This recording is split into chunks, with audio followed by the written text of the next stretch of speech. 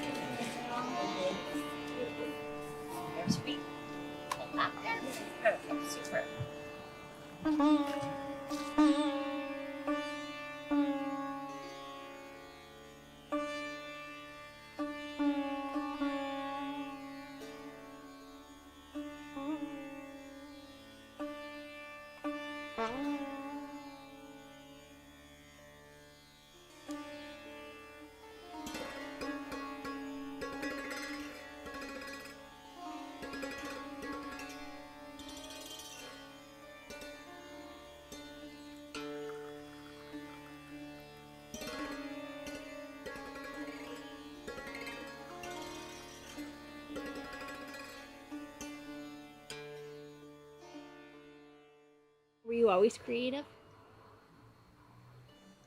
Did you always make things? Yeah, kind of, I would say. Yeah. Early memories are making things. My earliest memory is watching coving being installed in my grandparents' house. You know what coving is? The Like ceiling thing? plaster? Yeah, the corner cutting, the cutting of the corners, which isn't a clear miter. Okay. It's a very unusual cut. I still struggle to do it. My dad was a sheet metal worker, and we made stuff, sure. Not a lot, but I remember getting books in the library about how to make things out of wood, and I used to hang out with my buddies trying to figure out how to make a sailboat that would ski on the snow over the fields behind our house and stuff with skis and things like that, because I was into sailing, and we were trying to figure that out, and I'm still puzzling over that. I had a Meccano set. You know what that is? I love Meccano. Yeah, I made a lot of Meccano, and I always invented things. I mean, invented cable cars that would go across the basement, or snowmobiles out of lamp parts and Meccano sets that would bomb around the snow in the backyard. And I remember Dad, showing me that screws get hot when you take them out of wood from friction and stuff like that. But he divorced when I was young, so at 13, my dad was out of the scene, and my mom died when I was 16. So I was on my own by about 18. I was on my own then. Grade 12, my type A uncle was really pushing hard at the behest of his mom, my grandma, to make me get serious about a career. But I said, I'm going to hitchhike across Canada and look at art colleges. Okay. And he's like, yeah. And then when I get back, I'm going to, I've signed up for a course on waitering at Alberta Southern Institute of Technology. Waitering. Like serving people food? Yeah, wine. You would learn how to open wine and stuff, apparently, if you took the course. So I had this signed up for I think I paid $80 or 20 to take this. I had signed up for this course to, famous thing. I'd be great. I'd be famous if I wasn't a waiter. Okay. Like every artist, it's got to be a waiter. So I signed up for the course, and I came back from my cross-country hitchhiking trip, and I stumbled upon a poster for pottery lessons at a local place in Calgary, 1973. And I went up to the place, and the guy was building the chimney of a kiln that he was building, Mhm. and technically it was just the same kind that Bob's had built now, Okay. a car Okay. kiln, Okay. 40 cubic foot car kiln. Neil Liskey was building a studio called the Clay House in 1973 in Calgary, and he had lessons, and he asked me if I'd help him build the kiln. And we built a storefront, and I made money making pots. Started teaching a little bit pottery in these lessons that he offered, and I was a studio apprentice with him. He had graduated from Alberta University and had been doing wood firing. He had wood-fired pots in his studio. And so I started doing pottery. And his wife was a meditator, transcendental meditator. Actually, he was as well. So he was meditating every day, and he's like, well, what's that about? So I started reading philosophy books at that time, transcendental meditation philosophy books. And I got quite into that. So at the same time as I was studying pottery, I was starting to read what you might call Advaitic philosophy, Vedic philosophy, Maharishi Mahesh Yogi, and thinking deeply about the nature of ego and self. And I started meditating in 1973 in June. And in 1974, New Year's Day, I was in France to become a transcendental meditation teacher for 3 months. So I went with his wife and his son. His young son. We went to France for a meditation course.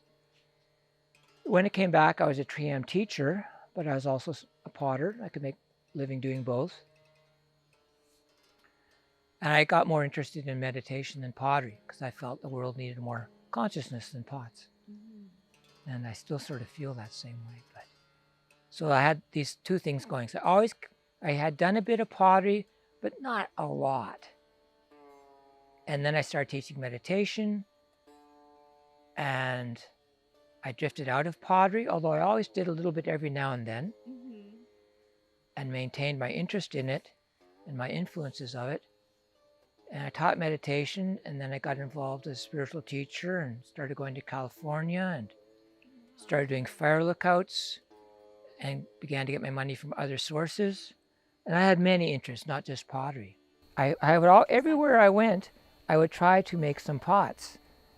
So I could list 13 different or 14 different studios, so to speak, that I've made in my life. Front porches, back porches, basements, attics. Every lookout, every place I went, I tried to make pots. And then I'd go into town, and Neil would let me fire in his kiln a bit. And then I got into wood firing. At some point, I decided I really want to make wood-fired ware using an ancient style kiln, 16th century style kiln, that made the kind of pottery that was, you might call tea ceremony pottery. And it goes right back to the very start of my studying, is as I was very drawn to what's called the unknown potter, the unknown craftsman, wabi-sabi, the Japanese tradition, which had this funny thing happen in it, funny and not funny.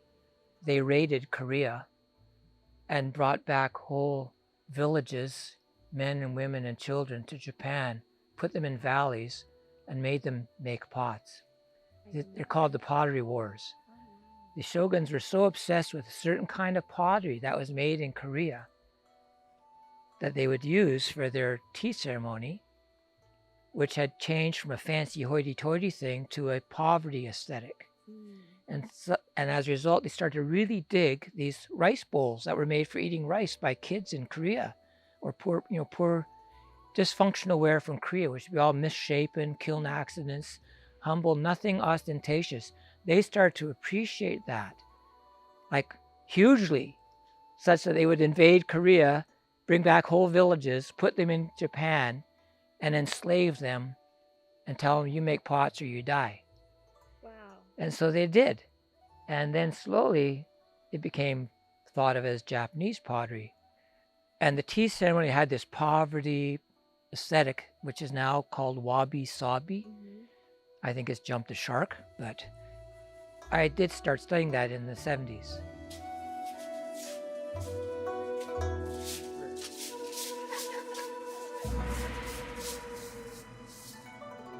I love it.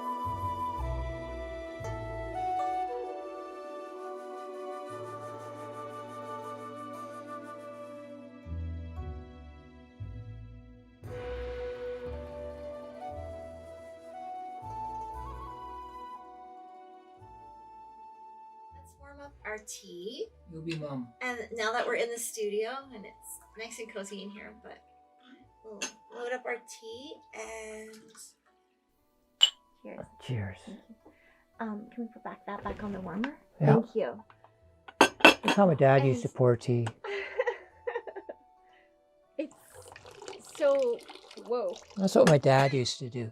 It pissed my mom off so much because in the wabi-sabi tradition, they appreciate the taste of clay. They call it aji, and it means the taste of clay. So I went to workshops and learned this, and I mean, I knew that from studying. They like to see twigs and stones, and the clay was special. It's so special in Japan that if you want to build a house in a certain area, they got to excavate 20, 30 feet below to make sure you're not going to use any of that good clay because there's not much of it left. It's so special. But I was at the lookout, and I took clay from here. Axel Ebring was a potter in Vernon. He made pots out of the local clay, and I did as well in 1980. I got a few pieces kicking around of earthenware. And I tried to do it at the lookout, but 95% of what I made broke because it wasn't good for raku. So I always wanted stoneware clay, and I was so frustrated that I couldn't find any. And at the lookout, I used to hike by a little brown spot on the path every day. And I used to think, it's a weird brown spot. It would rain and it would get kind of pretty dark brown, and then it would dry and it would crack. It would rain and crack. And I was years at this same lookout every summer going by going, that looks like pretty nice clay if you ask me, maybe. And then finally I put some in a bag, took it back to the lookout, stomped on it with my hiking boots, put it through a window screen, took all, like 50% of it is just shale, rock. Southern Alberta is the coal mining area. So between the seams of coal, there was some clay. And it's beautiful clay. It's the best ever. It's so special that I'm afraid to use it all. So you started harvesting that? Yes, that summer I did, and then I went back another summer and got a whole truck full, hiking back and forth from this one. It's just one little hole.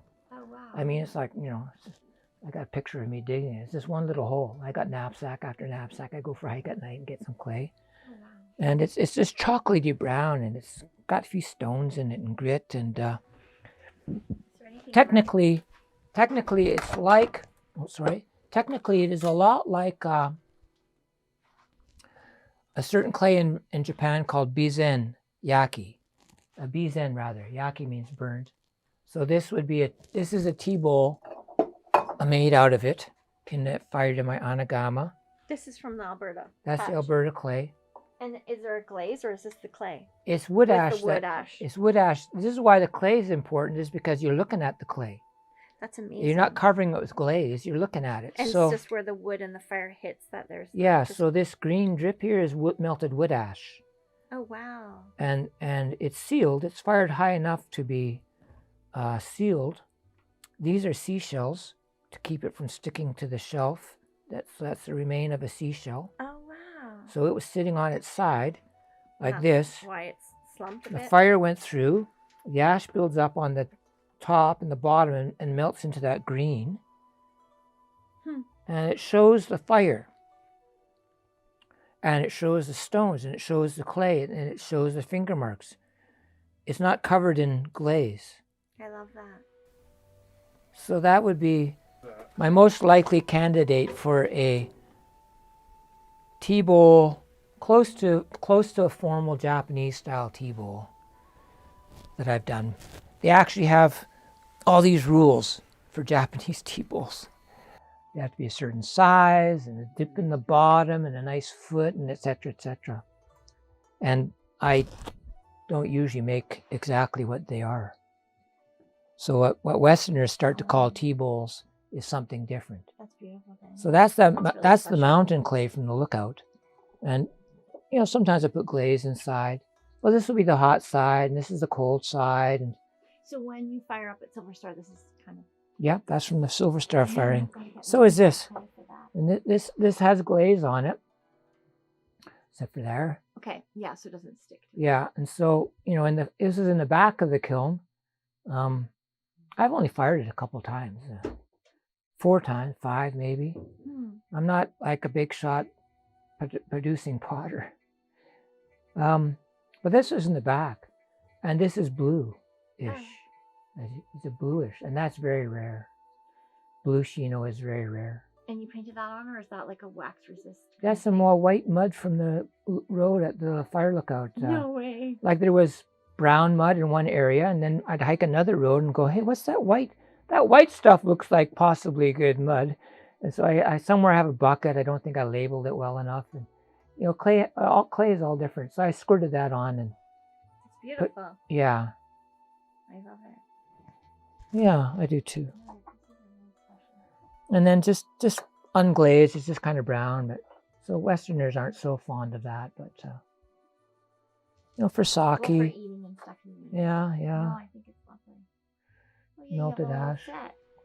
Yeah, they were like small little testers. Well, I don't have much left, It's beautiful. The joke about it was the first firings, things came out and they were sold right away. Because of that grant. And because life in general, we had to make some money. Yeah, exactly. So, this is a piece that I forgot about. I think it's Vernon clay, but a hiker came up to visit me at the lookout, and I started talking to him. And afterwards, I was so wiped out, I went to lay down, and I went, "Hey, I left a piece in my kiln." So I went running out to the kiln, and this Vernon clay was getting very, very hot, and actually was starting to get bubbles inside, like a melted marshmallow or something. and so this is very unusual. That is really cool. Like you might not want to use it like, to liquid, but for an incense bowl, you put sand in and incense and stuff. Well, it almost looks like cast iron, like the way it's gone. Yeah. It's beautiful. And then there's that one there, just on the corner. Yeah, you see Oh my gosh. the different kind of effects of fire. Yeah, that has everything going on. So the darker places would be where the flame lit. that's downstream, down fire. This is hot fire, hot side, and the cool side. Oh. Yeah. So it's not glazed except by the melted minerals of wood ash. So is your fire just below? Like I've just seen different kinds of kilns lately. Yeah. So the fire's just or is it like you're stoking it to the side? You're putting the fire on the side and there's a brick wall. It's a tube that's laying on the ground at a 15-degree angle. It's it's 12 feet long. And then a chimney that goes another 12 feet up. And so that you light a fire in the first 3 feet and you throw the wood in through a hole. Boom, boom, boom. It falls down, builds up a huge pile of coals. The air goes through that. Fire goes through the entire kiln and comes out 25 feet later out the back. So fire goes through the whole kiln in pathways around pots. So around here, places. goes around here, bounces off the other one, and it goes around, and it leaves its mark after having done so, that you can see on the pot. So it's fire. It's not just electrical heat. It's not frustrated electrons. It's fire. That's so cool. when pottery people talk about the elements of fire and earth and water, etc., this has the element of fire in it. Whereas an electric kiln, well, yeah, I don't know, not the same. Anyway, I worked at a place in Seattle for a while making sinks for houses. Okay, like that. Yeah, like handmade pottery sinks. Oh, that's and cool. tiles. In the showroom, we had 100 handmade sinks that we glazed with electric glazes, because that's what matches toilets and everything, right? In fact, there was a couple pottery wood-fired pieces in there. Couldn't sell them. I was really into wood firing still, and my boss knew that, and he bought me books on, Chinese pottery, and he always used to joke about it with me and stuff, but he understood that I was into that. That's cool. So he supported me kind of prodded me along. And that was when it was in 1985 is when a guy came to the local pottery center and gave a big lecture about this big, huge anagama he'd built in New Jersey. This Japanese guy built this huge 50-foot one in New Jersey. And I have a potter friend who I really like a lot, John Chalk, who had been there and helped fire it. He's from Alberta, and he's part of the wood firing scene in Alberta for many years. And a great writer, great ceramic artist. Mm. And there's articles about it in pottery magazines about this kiln, and then this guy came and did a big lecture about how he built it and everything. And I was so inspired that I became really wanted to do that. Okay, so I got the grant to build the kiln. I built the kiln. I couldn't quite get it going as a business. I fell back to my lookout work. I maybe took one summer off, and I fell back to being a lookout again. So I would go to work on the lookouts. I'd come back, it'd be very cold in the winter, difficult. Fire. Just to be. And I fired one winter in January by myself and a few other people.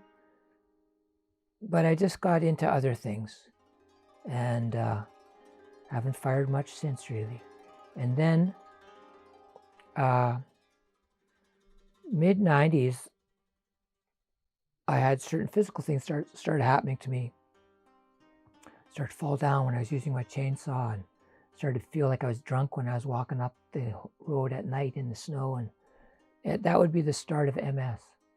Well, I had MS start in the mid-90s. And then I met Sue, and we started having kids year 2000. Right around 2000, it became obvious something was a bit odd. And I was having trouble. I was raising the kids up at the cabin in the woods, no running water, no electricity, we had a generator. And I was a stay-at-home dad. We didn't know how we were going to make a living. So it's frightening. Kind of how, I don't know. I have no idea. I was a fire lookout, and I didn't want to go back to that. Yeah. So I was a stay-at-home dad. Sue said, "Oh, well, don't worry, we'll work it out. We'll figure it out." Very optimistic. And so I was up there doing that, going along, making sawmill. Had a sawmill. Had a model of how to make the house bigger and better, etc. But then I got formally diagnosed with MS. And then everybody in the family, particularly, everybody in the family, oh, you can't live here anymore. You have to move to town because you might not be around long, and you might need a wheelchair, and you can't live here. So I had no cashola or anything like that.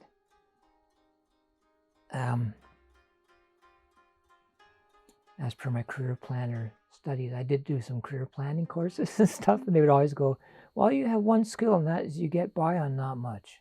You seem to get by. I said, I don't know what skills that actually, that's a job skill you got? That's resourceful. Yeah, that's what the guy said, And I got into music, and I used to drum jam, which became something else over many years. When the first African drummers came here to the valley to teach workshops, I was part of it. And I learned how to make drums. Oh. And I drummed for dance classes in Vernon. Like djembe drums? Djembe drums and soy sauce barrel drums. Oh. Like, I learned how to make drums and other instruments. So I just made all sorts of stuff. And I would be hauling it all over, and we'd be doing drum jams up at the cabin in yurts, and then it became a whole thing, and all these people learning it and all that kind of stuff. But I was totally into improvising. And I had started playing sarod when I started the fire lookouts in 17. I had started playing this East Indian instrument as well. And always had that at the lookout too. And so I started putting that into my music. It's a beautiful piece of music. And that's sort of now my legacy thing. I just want to record this one piece well and put it out there for anybody to use and have.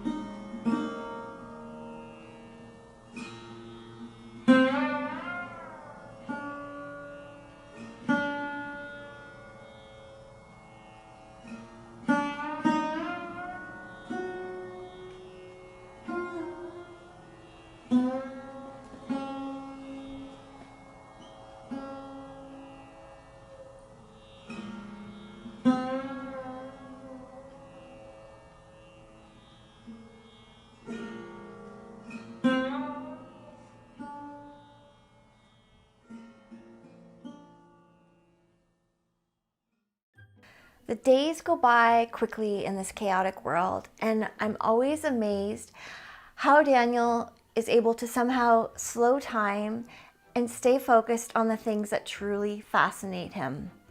A short visit with Daniel always opens up a door of curiosity that makes you want to plan another visit. In his studio, there is a childlike twinkle in his eye as he moves amongst his treasures and tells their stories. I think it's a gift and also a testament to his lifelong devotion to mindfulness. Thank you for joining us for this segment of The Makers.